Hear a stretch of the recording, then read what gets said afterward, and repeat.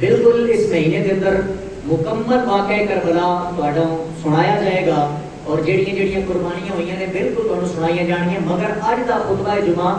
صرف اور صرف اس وجہ تو عرض کر رہے ہیں کہ ایک تے اسی لوگاں نے کتنی کو محبت کرنی والے بیت دے نال،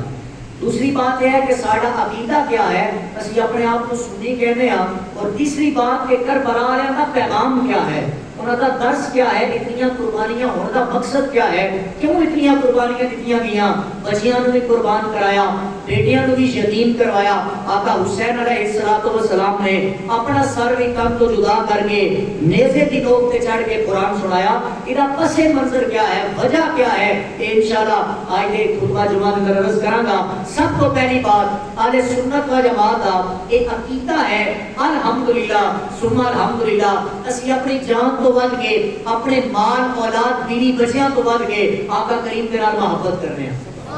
ایک بات یہ ہوگی، دوسری بات آقا کریم علیہ السلام نے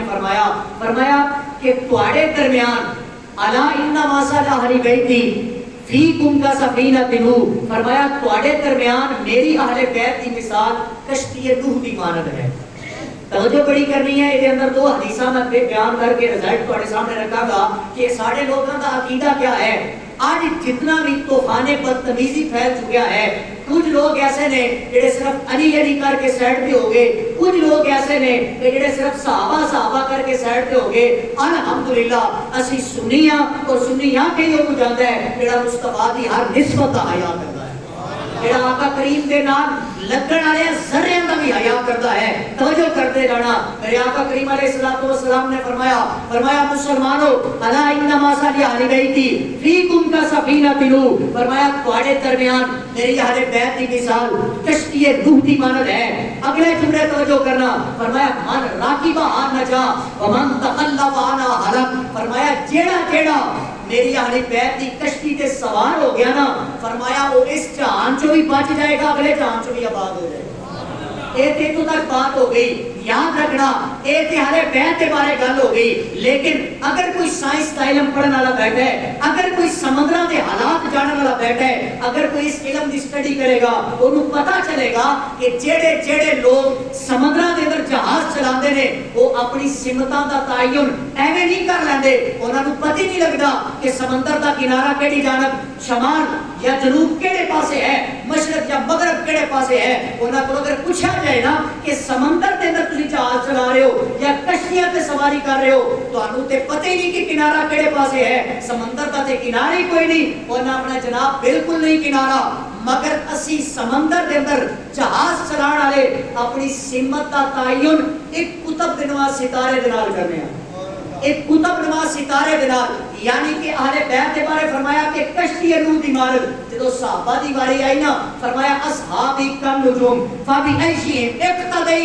اقتدیتم، فرمایا میری اہل بیت کی مثال کشتی نوح دی مانند ہے، فرمایا میرے صحابہ دی مثال انہاں ستاریاں دی مانند ہے۔ فرمایا جڑا کشتی دے اندر سوار ہو گیا،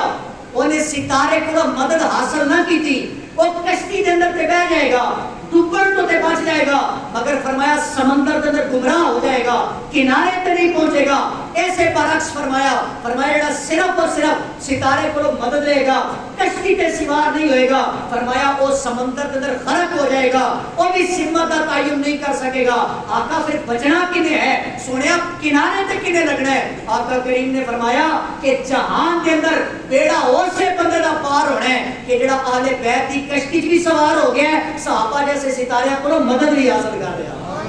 بات ہی کو سمجھ آئیے کہ سبحان اللہ اچھی برادران اسلام یہ کہ ہو گیا ساڑھا عقیدہ الحمدللہ، اسی اہل بیت بھی منن والے ہاں، اسی صحابہ کرام دے بھی منن والے ہاں۔ کوئی سنی اے نہیں آکے گا کہ اسی صحابہ کر کے سائڈ تے ہو گئے تے اہل بیت نال سارا تعلق ہی نہیں برادران اسلام، اے تے او اہل بیت نے نا جنہاں دے بارے اللہ دا قرآن کہتا ہے، فرمایا قل لا اسألکم علیہ اجرا الا المودۃ فی القربى، پارہ نمبر 5 سورۃ الشورى کے اندر فرمایا سنیا اپنی وما شنتیکو عن الحوالی زبان بولو، سنیا لمحہ مبارک ہلا کے انہاں لوگاں نو اعلان کر دیو لا اسألکم علیہ اجرا، فرمایا میں جیڑی بھی تانوں دین دی تبلیغ کیتی ہے نا تواڈے کولوں کسے اجر دا سوال نہیں کردا،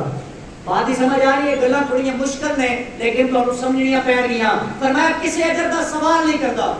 لا اسالکم علیہ اجرا، مگر اگلی بات جڑی ارشاد فرمائی، فرمایا الا المودۃ فی القربى، یاد رکھنا میں کسی اجر دا سوال نہیں کردا، میں کوئی بھیک تواڈے کولوں نہیں منگدا. فرمایا الا المودۃ فی القربى، یاد رکھنا میری اہل بیت نال مودت کرنا.